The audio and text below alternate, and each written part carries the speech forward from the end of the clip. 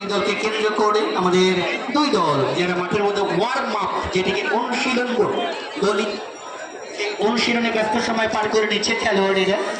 আমাদের ইসানুর ভাই দুই দল যদি পানি সরবরাহটা আগে থেকে রেডি করে রেখে দেন ভাই, প্রচুর পরিমাণে পানি লাগবে দুই দলের জন্য।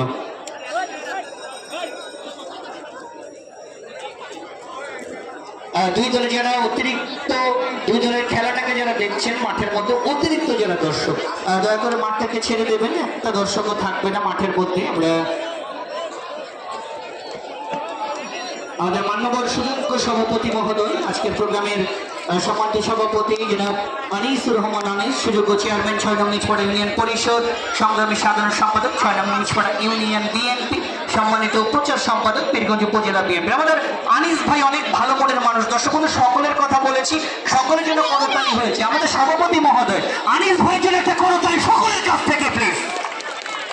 আমাদের আজকের প্রোগ্রামের মান্যবর প্রধান অতিথি যিনি আমাদের সাথে যুক্ত হচ্ছেন, আমাদের